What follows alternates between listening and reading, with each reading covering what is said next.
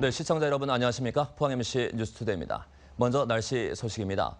오늘 낮 최고 기온도 30도 안팎에 머물면서 점차 더워지기 시작하겠습니다. 자외선 지수가 매우 높고 식중독 지수도 위험 단계까지 오르기 때문에 주의하시기 바랍니다. 송혜림 기상캐스터입니다.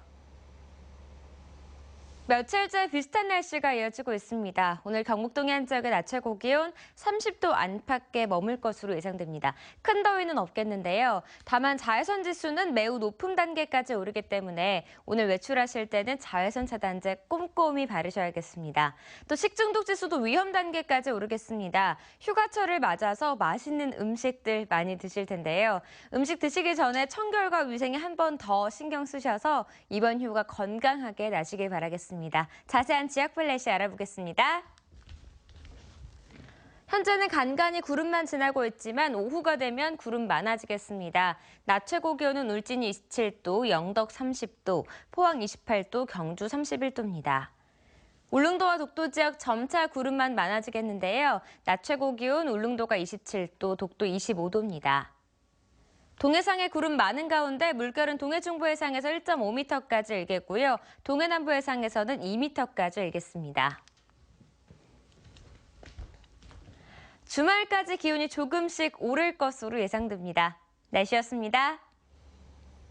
올여름 마른 장마가 이어졌던 포항과 경주에는 최근 들어 뒤늦은 단비가 내렸습니다. 하지만 사나흘간 40~50mm에 그쳐 해갈에는 역부족일 것으로 예상됩니다. 장미쁨 기자가 보도합니다. 뒤늦게 비가 내리면서 바짝 말라들었던 이파리에도 생기가 돕니다. 계속된 가뭄에 일손을 놓았던 주민들도 밭고랑을 오가는 손길이 분주해졌습니다.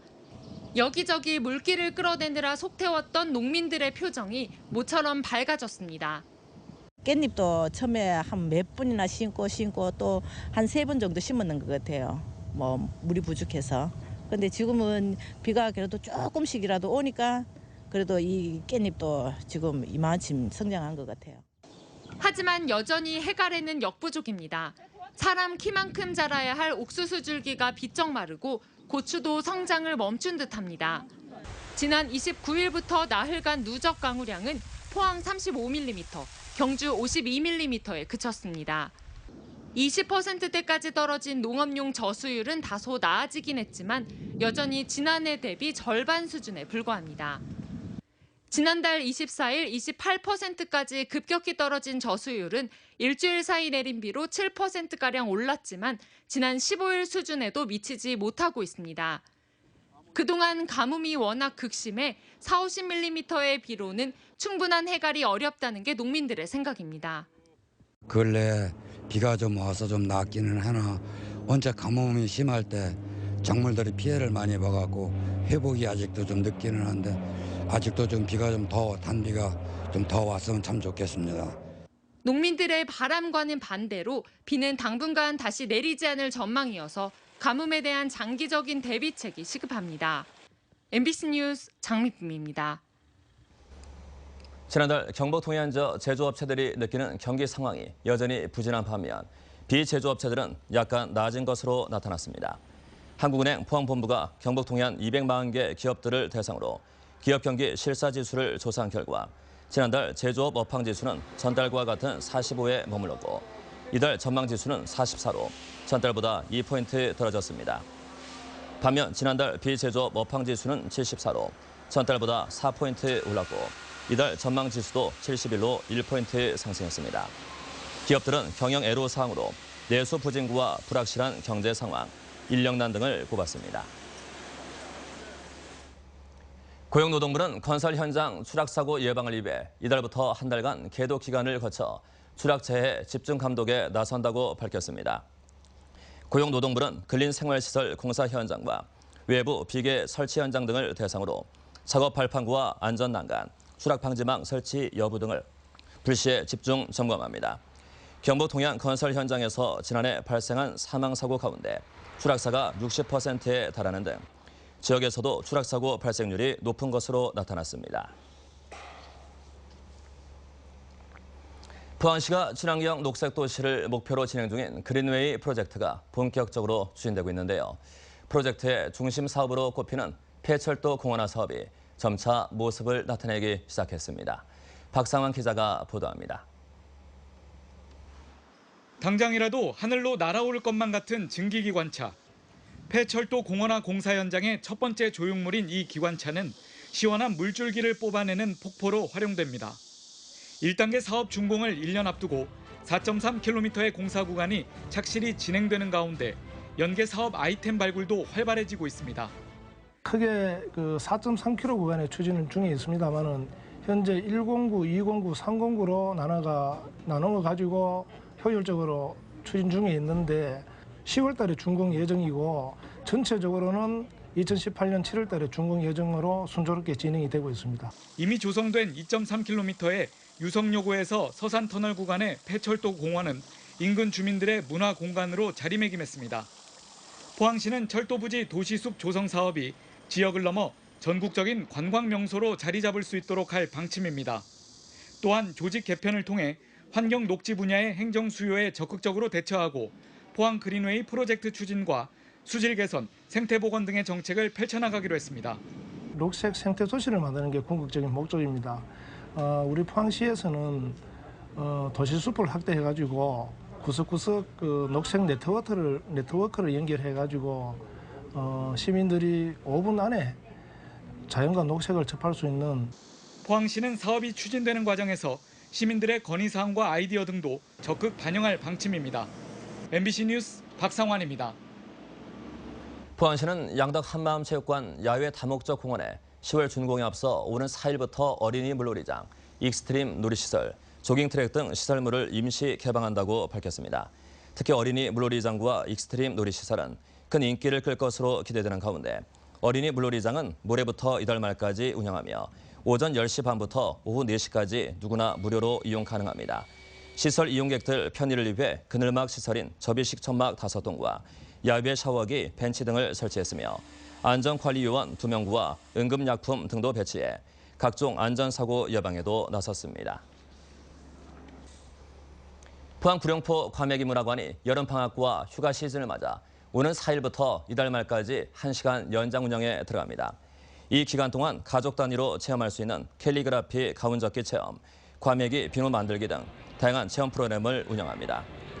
한편 구룡포 과메기 문화관은 매주 월요일은 휴관이며 운영 시간은 8월 한 달 동안 오전 9시부터 오후 7시까지로 입장료와 주차료는 무료입니다. 국가 산단 등 대규모 공단 조성 사업이 최근 마무리되면서 건설 업체들이 도시만 재건축이나 재개발 사업에 눈길을 돌리고 있습니다. 하지만 외지 대형 업체들이 독식하면서 지역 업체들의 참여는 저조해 대구시가 대책 마련에 나섰습니다. 윤영균 기자가 보도합니다. 지난 2월에 공사를 시작한 대구시 중구의 한 재건축 현장입니다. 현재 공사 중인 재개발 재건축 아파트 10곳 중 지역 업체가 참여한 곳은 이곳을 포함해 4곳입니다. 하지만 정비사업 시공사 선정이 완료된 66곳 전체를 따져보면 지역 업체는 4분의 1밖에 되지 않고 외지 업체가 대구 업체에 하도급을 준 비율 역시 35%에 불과합니다. 재건축과 재개발 등 대구에서만 200곳이 넘는 곳에서 정비 사업이 추진되고 있지만 정작 지역 업체들은 소외되고 외지 대형 건설사들만 독식하고 있는 겁니다. 외지의 이제 대형 건설사들이 지역도 그 쉐어를 많이 또 잠식하고 있고 또 지역 업체들은 아무래도 그 규모 면이나 이런 부분에서는 좀 경쟁에서 조금 열의에 있다는 게 사실입니다. 이 때문에 대구시는 지역 업체가 정비 사업에 참여할 경우 현재 15%인 용적률 인센티브를 높이는 한편 민간 사업을 승인할 때 하도급 계획서를 제출받는 방안을 검토하고 있습니다. 외지 업체에서 수주를 해가지고 공사를 하더라도 저희들 이제 구군에서 지역 하도급 업체 비율을 한 70% 이상 높이기 위해 가지고 동료로 하고 공문도 보내고. 대구시는 재건축과 재개발 사업이 민간 주도이긴 하지만 공공성이 강한 개발 사업이라며 공공의 이익과 지역 경제 발전이라는 두 마리 토끼를 잡을 수 있는 방안을 마련하기로 했습니다. MBC 뉴스 윤영균입니다. 경주의 독립목을 문화관과 목을 생가를 관리할 단체가 10년 만에 독립목월 기념사업회에서 한국무린협회 경주지부로 바뀌었습니다. 경주시는 지난달 운영 방침과 활성화 방안 등을 두고 심사를 거쳐 이같이 결정하고 어제부터 오는 2019년 말까지 2년 5개월간 관리를 위탁했습니다. 독립화 목월문학관에는 1,298점의 유품이 보관돼 있는데 경주시는 위탁단체에 연간 1억 5천여만 원을 지원합니다. 포스코 포항제철소는 최근 국지성 집중호우 피해가 자주 발생함에 따라 풍수의 예방대책에 만전을 기하기로 했습니다. 우선 침수 가능성이 높은 도로와 철로 주변을 중심으로 배수로 20여 곳과 빗물 저장시설 34곳을 설치하고 야적 제품의 포장막이 날아가지 않도록 모래주머니 1,000개를 추가로 설치했습니다. 포항제철소는 사내 온라인 게시판에 기상 상황과 주의사항을 실시간 안내하고 유사시 직원들에게 휴대폰으로 통보하는 한편 경보 발령 기준에 따라 자연재난 상황실을 운영키로 했습니다. 개막 닷새째를 맞은 봉화은어축제가 성황을 이루고 있는데요. 옛날 아이들이 산촌에서 즐겼을 법한 체험을 프로그램 곳곳에 녹여내면서 축제 역동성을 살려나가고 있습니다. 홍석준 기자가 보도합니다. 은어축제장에서 멀지 않은 봉화의 한 수박밭. 어둠이 내려앉자 나뭇잎으로 얼굴을 위장한 아이들이 수박 서리에 나섭니다. 무서운 수박밭 주인 대신에 친절한 설명과 안내가 있는 서리 체험장입니다. 그렇게 당기면 안 되고 옆으로 비틀면 돼. 인근의 청정 계곡에선 민물가재를 직접 잡아볼 수 있습니다. 바위를 조심스럽게 들추며 가재와 버리는 숨바꼭질이 은어 잡을 때 분주함과는 또 다른 재미를 선사합니다. 체험을 모두 끝낸 아이들이 모이는 곳은 길이 70m의 워터 슬라이드. 내성천으로 직접 떨어지는 스릴에 축제장에서 하루 종일 쌓인 피로도 날아갑니다. 14,000원이더라고요. 뭐 반도 체험도 하고, 뭐 차도 타고, 물놀이 이렇게 자유이용권도 하고 하루 종일. 이렇게 은어 잡기 말고도 옛 산촌 아이들의 놀거리를 다양하게 배치해 축제의 역동성이 한층 높아졌습니다. 관광버스 투어가 돌고 있습니다. 해서 다스리기 체험도 하고 낮부터 시작을 해서 여기저기 다니면서 야간에는 이제 수박서리 체험, 나무잎을 가지고 모자를 만들어서 숨어서 몰래 들킬까 봐. 낙동강 최상류의 비경을 볼 수 있는 분천역 협곡열차도 봉화 은어축제를 찾는 전국 관광객들의 필수 코스로 자리 잡았습니다. MBC 뉴스 홍석준입니다. 올해로 29회째를 맞는 포스코 패밀리 기술 컨퍼런스가 오는 24일부터 이틀간 포스텍과 리스트에서 열립니다. 첫날은 권호준 포스코 회장의 개배사와 기술상 시상에 이어 빌러 G 수석 부회장이 4차 산업혁명을 주제로 기조 강연할 예정입니다. 이번 컨퍼런스는 43개 세션별로 연구 발표와 토론이 펼쳐지고 기술 전시회도 열리는데 포스코 그룹사 임직원 외에도 사회 관계자도 무료로 참석이 가능합니다. 경주시 농특산품협의회가 4곳에 운영하고 있는 농특산물 판매장의 운영 실적이 점포에 따라 들쭉날쭉하고 있습니다. 경주시 농특산품협의회에 따르면 올 상반기 매출액은 5억 3천여만 원으로 지난해 같은 기간보다 4.4% 늘어났습니다. 점포별로는 전체 매출의 59%를 차지하는 신경주역점과 27%를 점유하는 서울점은 소폭 늘어난 반면 시내에 있는 본점과 불국사 상가에 위치한 불국점은 오히려 줄어들었습니다. 협의회 관계자는 인기 품목은 엽서와 열쇠고리 등 기념품과 빵과 한구와 꿀 등이라며 지역 특성을 강화한 품목으로 차별화하고 홍보를 강화하겠다고 밝혔습니다. 호찌민 경주엑스포를 앞두고 경주 세계문화엑스포는 어제 베트남 호찌민시 구 프랑스 문화원에 사무실을 내고 현판식을 가졌습니다. 이곳은 호찌민시의 엑스포 관련 부서와 가깝고 주요 행사장과 접근성도 좋아 행사 준비에 거점 역할을 하게 됩니다. 호찌민 현지에 파견된 직원들은 5명이고 이들은 인허가와 행사 계약 그리고 현지 홍보 준비를 하고 있습니다. 베트남 남부에 위치한 하우장성에서 루반훔 성장 일행 10명이 경상북도를 찾아 농업개발 협력 양해각서를 체결했습니다. 하우장성은 MOU를 통해 경북의 민간 기업이 하우장성 농업에 참여하고 우리나라 우수 농자재가 보급되도록 요청했습니다. 경상북도는 오는 11월 한 베트남 엑스포 때 현재 농업홍보관을 만들어 우리 농업 선진 기술을 알리고 현지 농기계 수요 등을 파악할 예정입니다. 지역 종합병원에서 제2메르스 사태를 막기 위한 병문안개 출입 통제가 확산되고 있습니다. 계명대 동산병원은 감염병 확산을 막기 위해 30여 곳의 병원 출입구에 스크린 도어를 설치해 어제부터 병원으로부터 바코드를 지급받은 환자와 보호자 1명만 출입을 허용합니다. 또 병문안객은 평일에는 오후 한 차례, 토요일과 휴일에는 오전과 오후 각각 한 차례씩 방문 일지를 작성하고 출입토록 합니다. 영남대 병원도 9월 초부터 병문안객 출입을 통제키로 하고 조만간 주요 출입구에 스크린 도어를 설치할 계획입니다.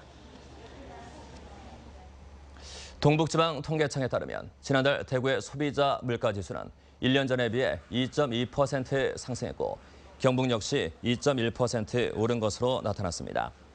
대구의 경우 생활물가가 3.1% 오른 가운데 신선식품 물가는 11.2% 상승했습니다. 경북 역시 생활물가 2.9%, 신선식품 물가는 1년 전보다 10% 올랐습니다. 지난해와 비교하면 달걀과 오징어, 돼지고기 등이 많이 비싸졌고 6월과 비교하면 배추와 상추, 돼지고기 등의 가격이 많이 오른 것으로 조사됐습니다.